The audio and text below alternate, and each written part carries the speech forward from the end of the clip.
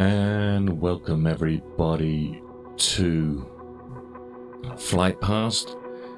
This is my name is Simon, and this is a history podcast, streamcast as it may. I'd like to say hello to all the new followers we have, and the channel is new. It's been going on now for about a month. And what we try to do here is use Microsoft Flight Simulator and its satellite imagery and photographic photography to fly around some of the key moments in history and see if we can get a unique perspective on the events that occurred. If you've been following along, we've been moving down the coast on D-Day, and we're concentrating on the first 24 hours. We've began over at the eastern flank around Pegasus Bridge, when we dealt with the 6th British Airborne. And then we moved to the western flank and we did the 82nd and 101st. We've looked into Utah, and now we are here just about to fly over Omaha Beach. Let's jump into the sim. We are actually currently near the Pont de Hoc.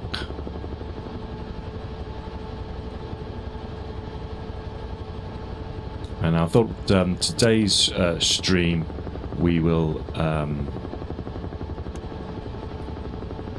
basically get a bit of an orientation flight, and so that when we start talking about the events you can understand where it is we're talking about. So this is known as the Pont de Hoc, and this is where there was a gun battery, and it had the ability to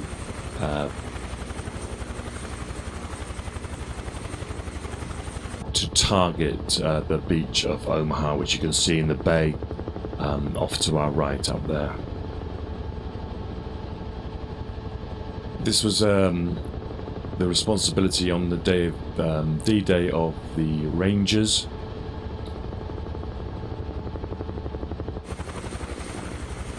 So let's just quickly jump out here and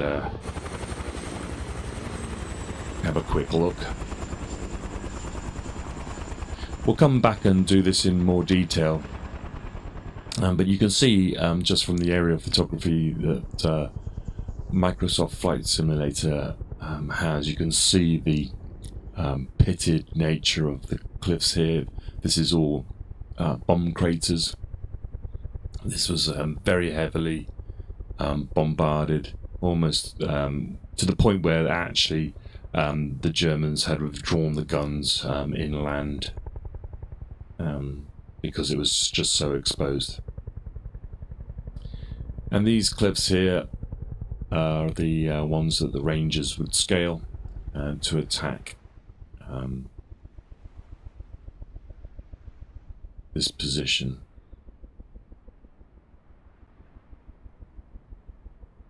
So what I thought we'd do today is we will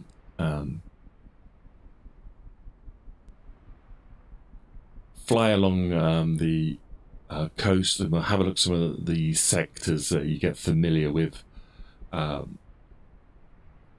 The places. Right, let's just jump.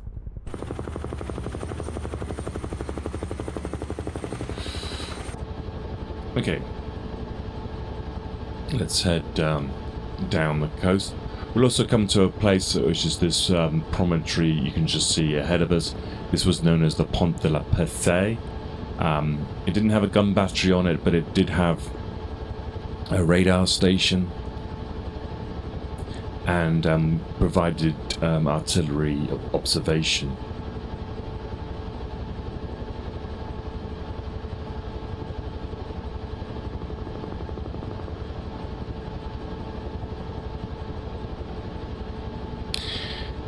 So before we hit the beach, just fly out to sea a little bit. We'll talk about Task Force O. O stood for Omaha. It was commanded by Rear Admiral John Hall, and contained around about 1,000 vessels, ranging from transports, landing craft, minesweeper escorts, and a dedicated bombardment group. And it was designated to basically put to shore and support the US 5th Corps under the command of Major General T. Guerrero. He was a veteran of the 1st Infantry Division, which is also known as the Big Red One. And the 5th Corps was basically split into 2 divisions, and we had the 29th Division, which was going to be responsible for the western side of this beach, and then the 1st Division would be responsible for the eastern flank of the beach.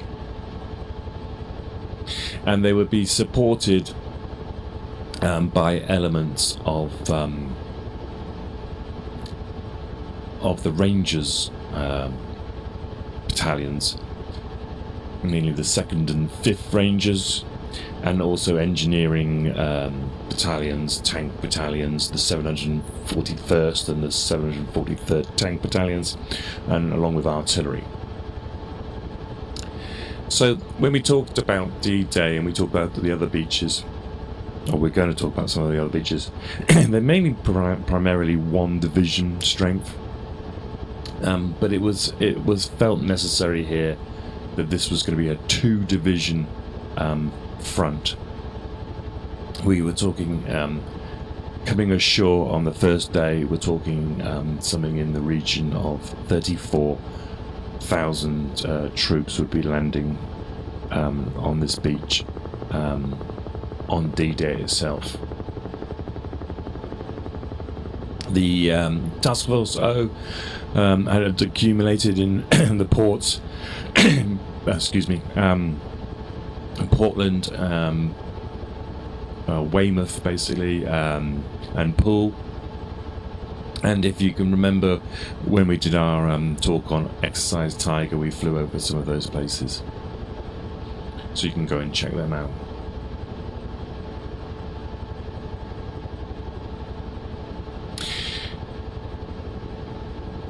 So let's talk a little about what briefly happened. We are talking here about a bombardment, an aerial bombardment began just after midnight, and 2,200 Allied bombers targeted coastal batteries and strong points along the coast.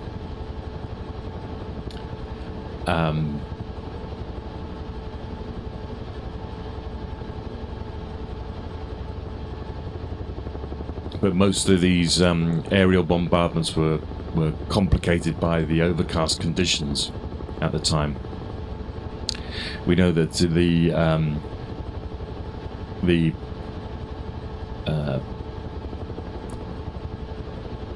conditions were overcast. It was around about a 2,000 foot ceiling on the clouds. On the base of the clouds. So a lot of the beaches was obscured, and so what that tended to mean was that they aired on the side of bombing inland a little bit, and so actually most of these this sector wasn't hit at all. If we just fly inland a bit, we may see some scarring in the fields behind where majority of the bombing actually came down. So let's just just jump out here.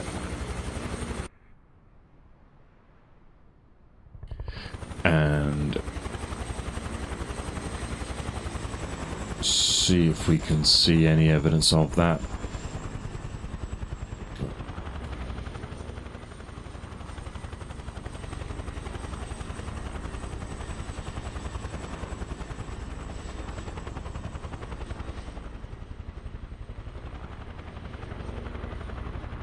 You can usually see bomb craters. There will be a discoloration in the soil because when they're filled in, it tends to be a bit more topsoil rather than deeper stuff.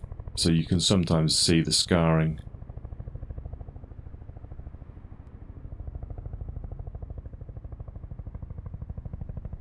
I'm not sure this is. It could possibly be. It might not be. Could be just something agricultural. And the point being, though, is that the defences actually along the coast are not hit at all, and the beach itself is not hit.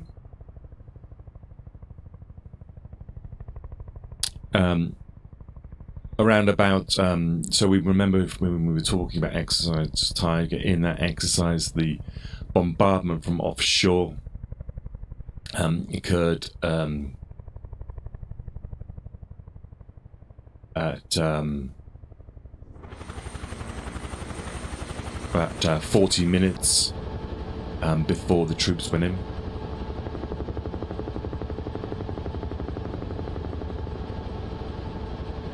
So the naval bombardment here began H hours 6:30, I believe, and so the naval bombardment occurred around about 5:50 in the morning.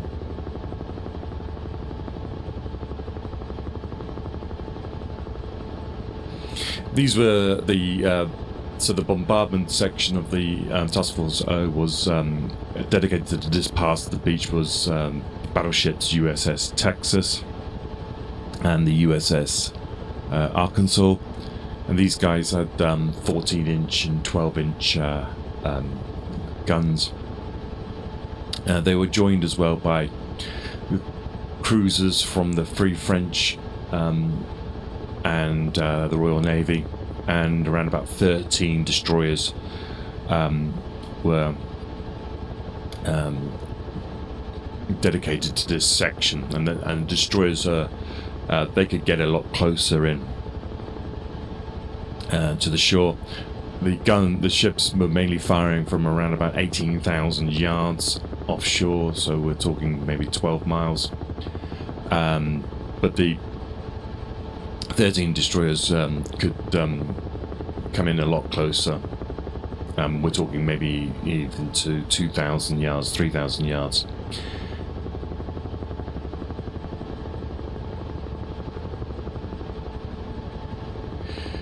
The destroyers had a 5-inch gun, so they were a lot better at targeting specific points, and in a lot of cases could observe the troops and see what they're firing at, and then target what they're firing at.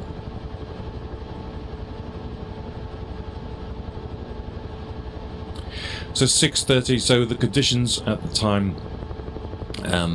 We're talking probably about force 4, gusting to force 5.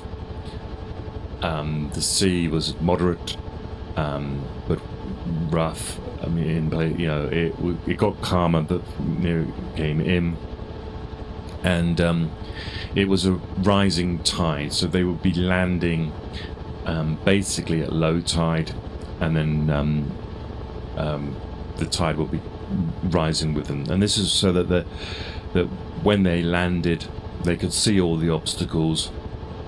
The tanks would advance up the beach, taking out the strong points, infantry with them, and then the engineers were tasked to come in from almost immediately, but I think from the second wave, and each wave was around about 10 minutes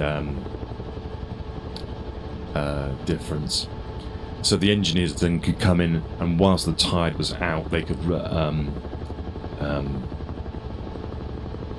blow paths through the obstacles. That's the plan that they did.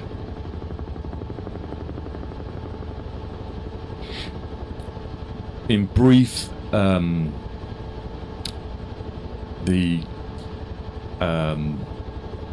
tanks that were targeted to land here, there was around about 30 of them.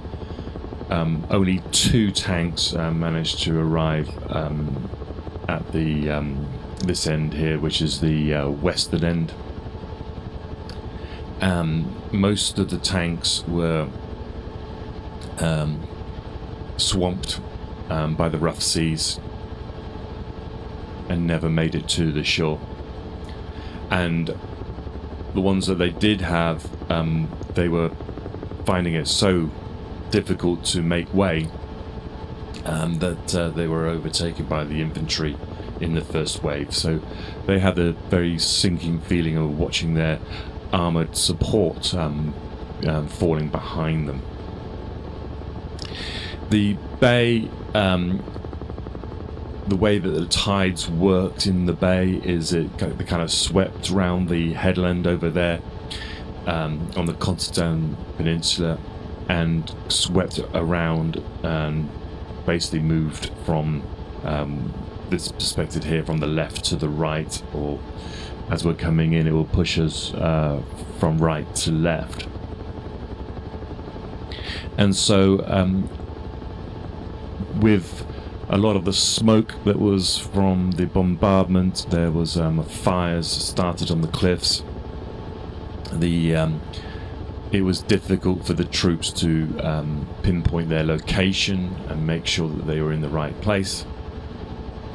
And a lot of them were pushed east away from their objective.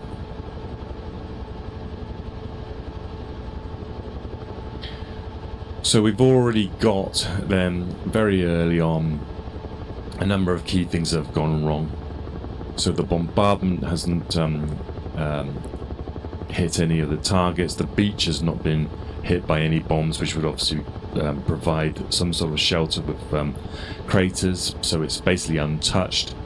The tanks have been swamped, and the ones that were going to be these DD tanks, these amphibious tanks, are not going to be ahead of the infantry, and also the infantry are going to be coming in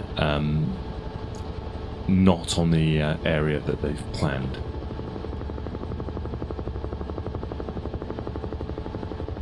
So the length of the beach is around about 6 miles, and as I said, the first section, the west section, was the responsibility of the 29th Infantry Division. So let's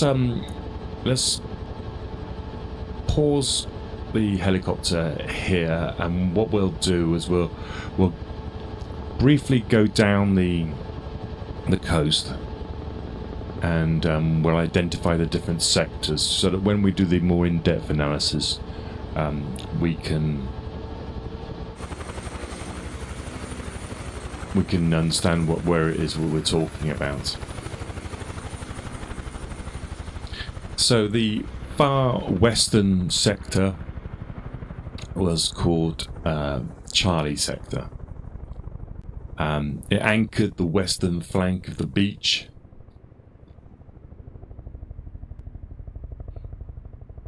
And let me see if I can get some photos or some notes up here. for you.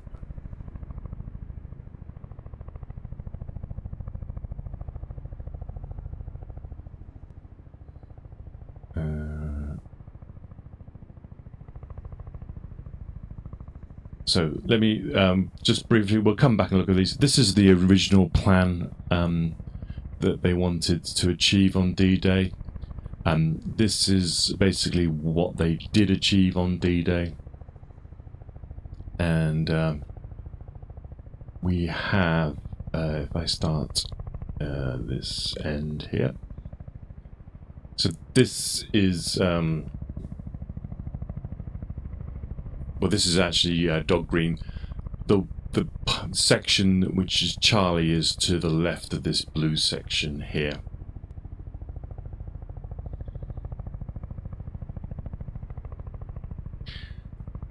And what you basically got is this village, or this. So, yeah. Okay, let's just pretend we're a boat here, just to make a point. This is the view you would get when you were coming in to Omaha Beach, and as you can see, when we were talking about Utah, it was a lot lower. There was dunes, and here we're basically talking cliffs, not steep cliffs, they're more like bluffs. But what this means is that these bluffs are places where the armor can't come in. These bluffs are steep enough that a tank wouldn't be able to get up there. So what it means is that there are these valleys, they're called draws, and there's about 3 or 4 of them along the beach. There's another one, there's one up there, and then there's this one here. These draws, as you can see, one there, become very important because these are the key places to get off the beach if you've got armor. Now, and of course the Germans knew this. So when we talk about the far western flank, we're talking Charlie sector, and Charlie sector ran. It's almost like it has some cliffs, and it runs to the Verville draw. So this this here is basically where we're looking at now. Is Charlie sector. This was where the Rangers came in. We remember that we were talking about Pont de Hoc, and we will look at that in more detail. But these Rangers were coming in here because their task was to join up with their friends at the Pont de Hoc over here. So they wanted to go down this road, join up with their the Rangers who were attacking the Pont de Hoc. So that's why they are given the responsibility of attacking this sector here, which is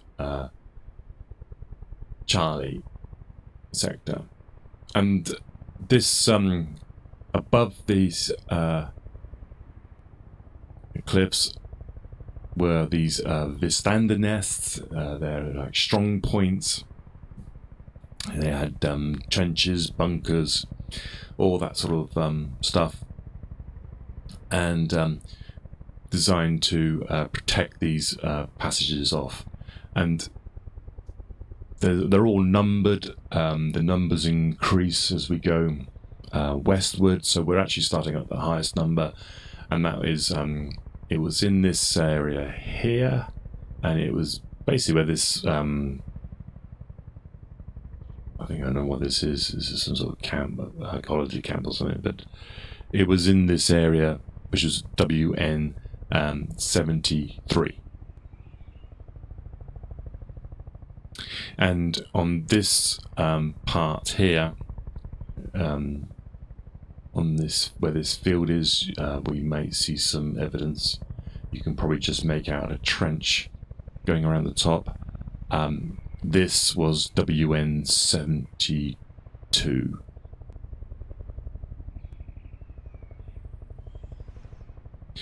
So this it's not really a draw, it's more of a path that came up in between the two, and this is where the rangers would came in. So the beach isn't very wide here. You could get in to the cliff and be out of machine gun sight. So this is Charlie sector. So Dog Green sector, we are. So Dog sector is basically all this bluff up to this draw here, which is Le Moulin, I believe is called. And so from this point here to the Verville draw is known as Dog sector, and it goes basically was Dog Green, Dog White, and Dog Red. And this section here from the draw around about this sector is Dog Red, and it ran to approximately, I think, this area here, and then the larger sector was Dog White, which is in the middle here. So this is Dog White, and then the bit at the end here, which is about this section here, is Dog Green. This section here is what Saving Private Ryan wanted to depict. On the top of the cliff, we had a strong point here, which is known as stands as 72. There's I believe there's an 88mm gun in this bunker here. Doesn't show very well on Microsoft Flight Simulator. This had a protective wall to it, and it was basically looking here, firing down the beach. So this could fire the whole length of the beach, and so it was a very important that this is neutralized very quickly.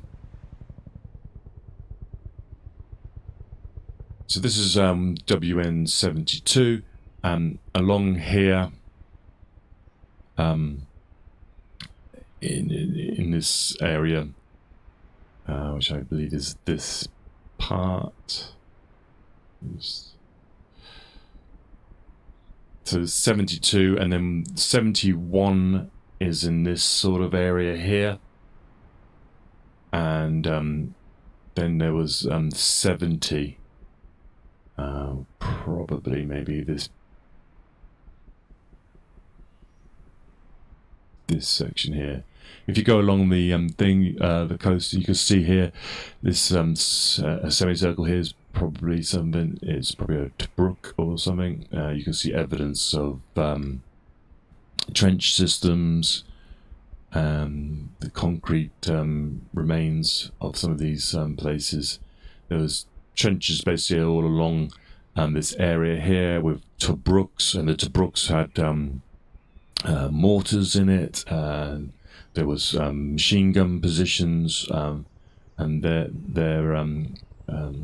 basically you can see evidence here of a trench, and this is their view looking down on this dog green.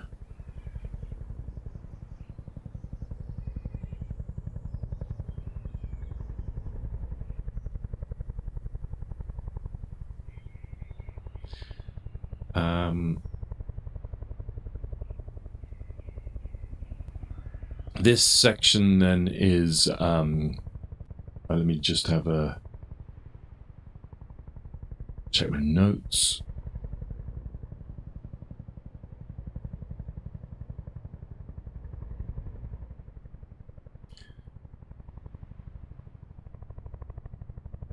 Yeah, so and then it moved, and this then is WN70, and WN70 sort of marked the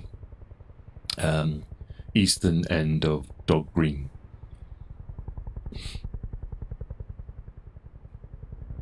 Just briefly back at Chai sector, this is the responsibility here was mainly from the 29th Division, 116th Regiment in the first wave coming in here, but elements of the 29th Division had come in with the Rangers at this point here, and this WN73 also had the ability to fire down enfilading onto the beach.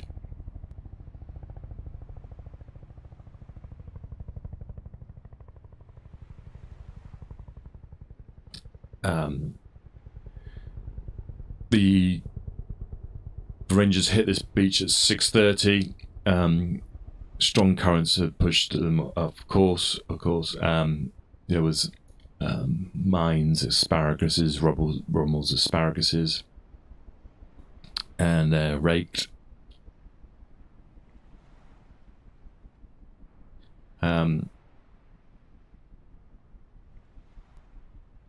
The demolition teams that followed in were taking something in the region of 40% casualties at this sector, and from 6:30 by 8 o'clock, there's basically small groups have managed to accumulate at the bottom of the cliffs here.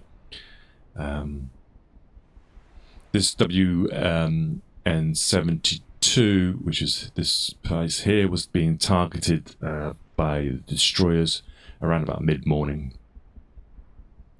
And this draw here, I'll just say it's a brief overview, but this basically doesn't get opened until afternoon time, in the afternoon. So Dog Green Center sector, which is this point here, as you say, there's a 88mm gun coming from the position by the draw. There's MG42 machine gun nests all along this bluff, and the primary unit to land here is A Company of the 116th Regiment of the 29th Division. They had back here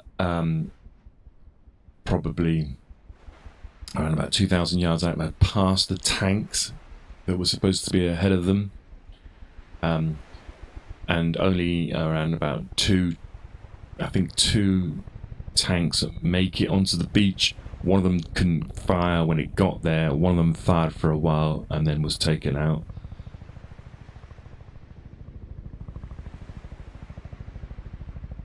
So when they got to around about they're approaching, let me change the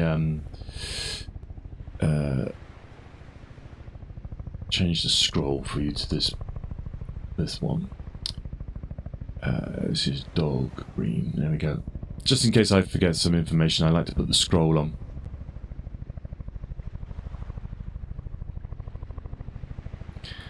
Um, 225 men of A Company arrive here. They are in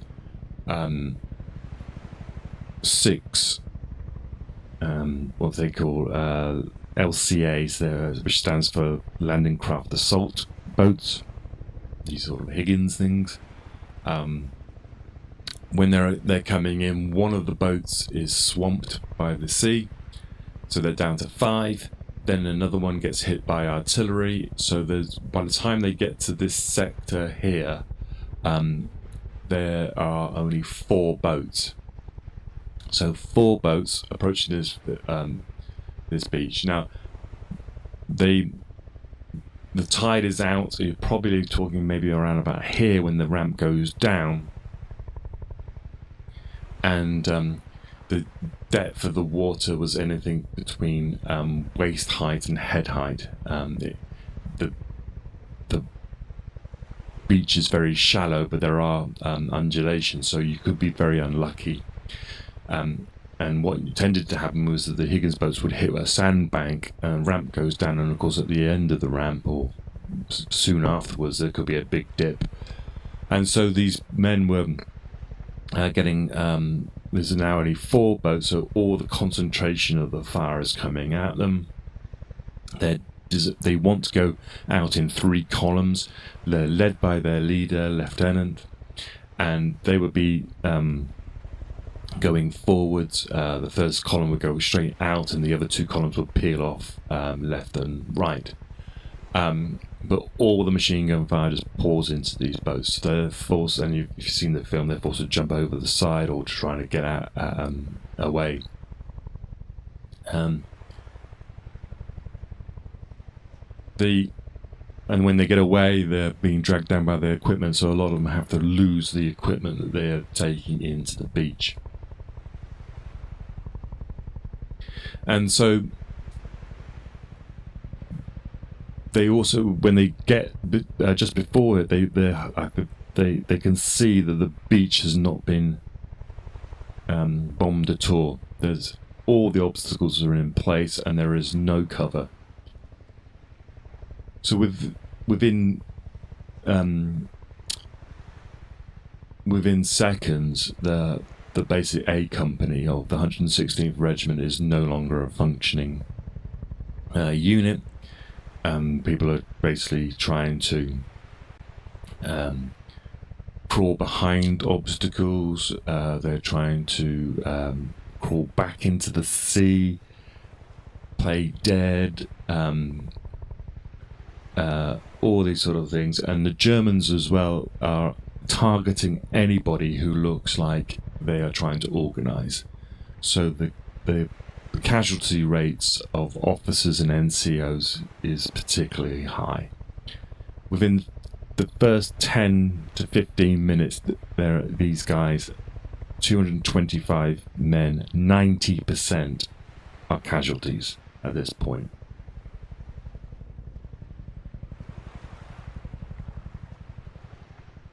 So you've got to remember as well that the tide is coming in. So a lot of the casualties who are wounded are trying to move with the tide, and if they can't move, they drown. And what this really means as well is that the next wave that's coming in, which is in Company B and C, in the second wave, which comes in at around about I think about 10 minutes later, they are effectively another first wave. The first wave are not providing any kind of covering fire for these guys. They're not, they haven't even got any equipment that they can sort of, jump to. So again, then it becomes another kill zone. And when they got to the beach, the shingle ridge provided minimal cover. What cover it did provide was possibly mainly from machine gun, which were on the ridge up here, but it didn't provide much cover from the mortars, and all this section is zeroed in.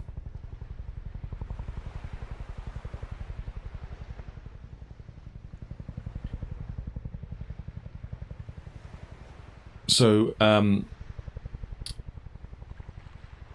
skipping forward a bit, the eventual breakthrough came in around about 9 o'clock, where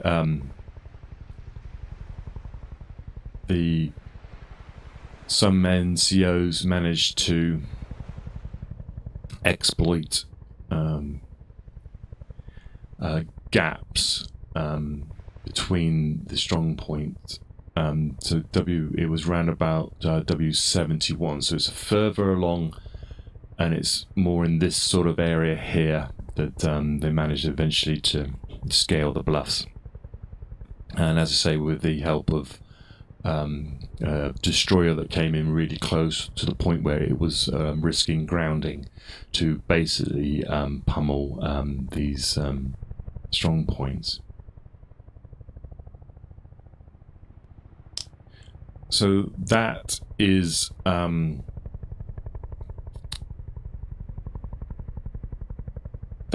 Dog Green. Let's just move briefly on now to the next one, which is Dog White, Dog Red. Dog White, Dog Red. This is Dog White is in this sort of area here, and this is Dog Red, which is near to the Moulin draw, designated D3. So this is defended. The Dog White sector, which is we'll come back to because it's very important, doesn't have many strong points on it, and most of the strong points are then around this draw here.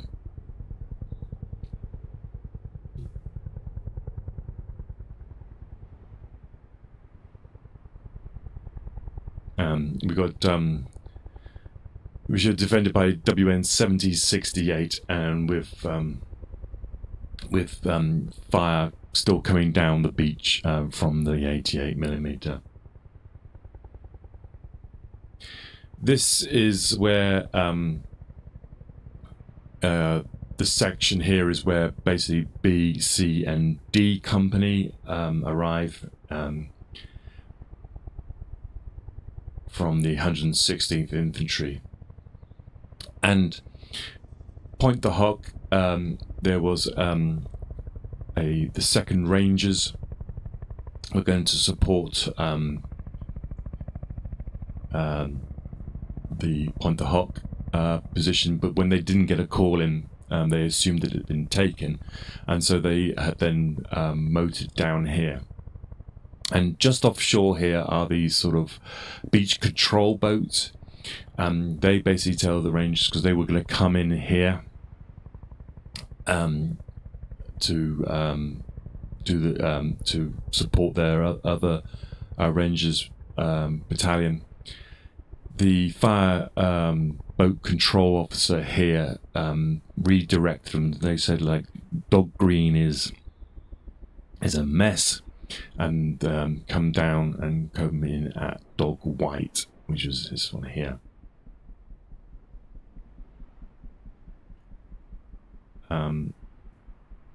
Around about 7 o'clock and 8 o'clock, this is when Brigadier General Norman Dutch Coter of the 29th Division comes ashore here, and we can see his photograph. This is the guy.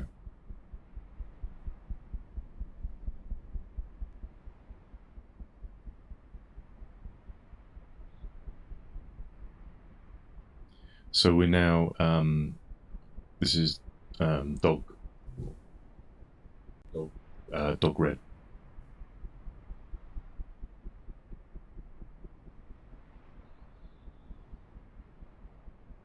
So Coter, he begins rallying the troops, the pinned troops, and this is where he supposedly said there are two kinds of people that stay on this beach.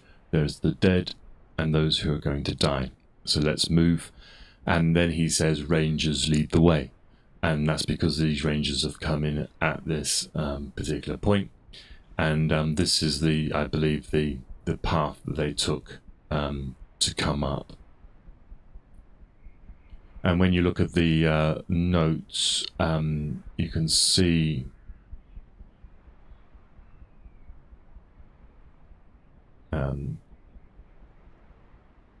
they were coming in and then moving inland from this point, and they moved in towards Verville, and then so that they could then try to open up the Verville draw from the south.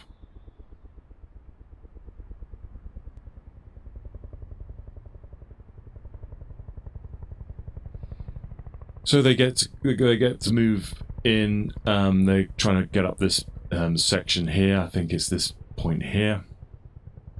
They're using Bangalore torpedoes to get through the wire.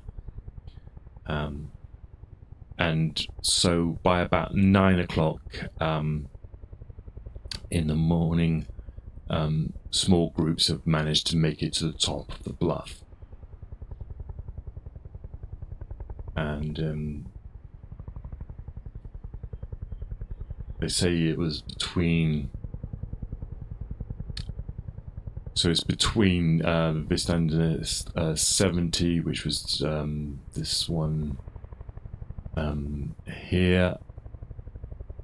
Yeah, so it's this area here, basically. And then there's Vistander's Nest 68, I think, was the other one over here.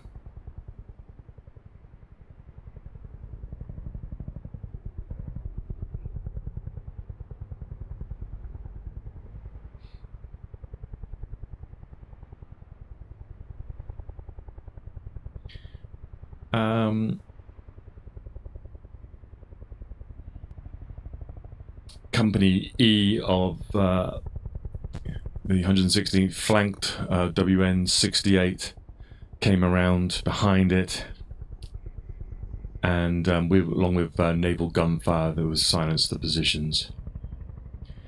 So this section here was key to this part of the beach. This allowed the crust of the German defences to be breached. This beach then becomes the focal point then for the insertion. And once this crust is beaten, then they could peel along the cliffs. Okay, so what I'll do, I'm going to take a quick break, and when we come back, we'll have a look at the rest of the sectors.